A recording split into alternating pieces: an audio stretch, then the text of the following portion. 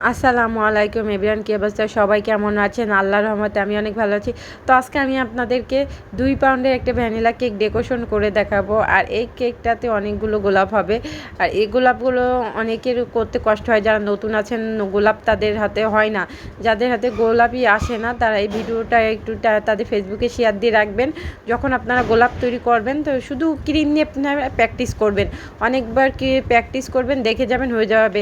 আমারও প্রথম গোলাপ হতো না, খুবই বিরক্ত লাগতো। আমি অনেকবার কিন্তু প্র্যাকটিস করেছি। আর আমি গোলাপগুলো করার সময় 2টা গোলাপ দেখাইছি এই ভিডিওতে, আর একেবারে আমি সোলোতে করে দেখিয়েছি যাতে আপনারা বুঝতে পারেন। তো আমি একটা পাইপিং ব্যাগে 103 নাম্বার এখানে নজেল নিয়েছি। তো এই ক্রিমটা যখন এই পাইপিং ব্যাগে নিলাম অনেকক্ষণটা সময় ধরে এই ক্রিমটা বাইরে, যার কারণে গোলাপটা কেমন যেন নরম হয়ে গেছিলো, কেকের পাশে বসা কিনতে গেলে ভেঙে যাবে। যার কারণে আমি আবার কিন্তু ক্রিমে কালার করে নতুন ক্রিম নিয়েছি। দেখেন আমি কি করতেছি। গোলাপটা আমি গোলাপ তৈরির সময় ছোটো নজেল নিলে এরকম নিচ থেকে উপরের দিকে যাব, প্রথমে প্যাটেল কিছু দিয়ে তারপর হচ্ছে নিচ থেকে উপরের দিকে যাচ্ছি। দেখেন আমি কিন্তু নিচ থেকে উপরের দিকে যাচ্ছি, এরপরে আমি এবার নিচের দিকে আসতেছি।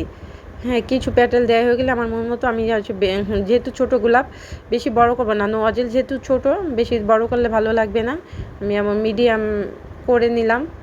আর দেখেন আমি হচ্ছে গোলাপ তোলা যে সিজারগুলো আমি সেল করি, অথচ আমার বাসায় আমি কাজ করার সময় খুঁজে পাচ্ছি না। আমাদের ছোট একটা বেবি আছে, ও অনেক দুষ্ট, ওর জন্য আমি কোথাও কিছু রেখে আর কি শান্তি পাই না। তো আমি দ্বিতীয় গোলাপটাও আপনাদের সঙ্গে শেয়ার করতেছি যাতে বুঝতে পারেন। আপনারা এই ভিডিওটা চাইলে আপনাদের ফেসবুকে শেয়ার দিয়ে রাখতে পারেন, যখন কাজ করবেন, কাজ করার সময় কিন্তু দেখে নিতে পারেন। দেখেন প্যাটেলগুলো আমি উপরের দিকে দিচ্ছি, এবার আবার নিচের দিকে নিয়ে আসতেছি। তো এই তো আমার একটা গোলাপ করা শেষ। এভাবে আমি কেকটাতে গোলাপ করে নেব চারিদিকে। আপনারা অনেকবার একটু প্র্যাকটিস করলে পেরে যাবেন। আমি একটা সময় এগুলো পারতাম না, গোলাপ করতে আমার খুব ভীষণ কষ্ট হতো। দেখেন কতগুলো মনে হচ্ছে ফুটান্ত গোলাপ, কতগুলো গোলাপ করে নিয়েছি। মাঝেরগুলো আমি একটু বড় করেছি, তারপর ওইগুলো ছোট করেছি, যেহেতু নজেলটা অনেক ছোট। আর এই নজেলটা দিয়ে 103 নাম্বারে এই নজেলটা দিয়ে অনেক সুন্দর গোলাপ করা যায়। আমার কাছে এই গোলাপগুলো ভালো লাগে। আপনি চেরি ফুলও করতে পারবেন। আমি নিচের বর্ডারটাও কিন্তু নিচের ড্রেসটাও আমি 103 নাম্বার নজেল দিয়ে আমি করে নিব।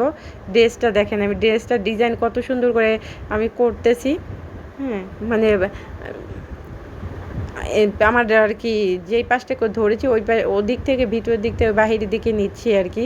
ভিডিওতে ওইভাবে বোঝা যাচ্ছে না। উপরে ড্রেস যখন করব তখন একটু খেয়াল করে দেখেন, উপরেরটা বোঝা যাচ্ছে। এই দেখেন, হ্যাঁ, এইভাবে আমি আর কি ড্রেসটা সম্পূর্ণ ড্রেসটা দিয়েছি। আর আমার কেকটা কিন্তু এখন ডেকোরেশন করা শেষ। তারপর আমি এখন কিছু সৌন্দর্যের জন্য বাটারফ্লাই দিয়ে নেব। আর এইখানে যে আমি ফটোটা বসালাম এটা কিন্তু নন এডিবল, এটা খাওয়া যাবে না।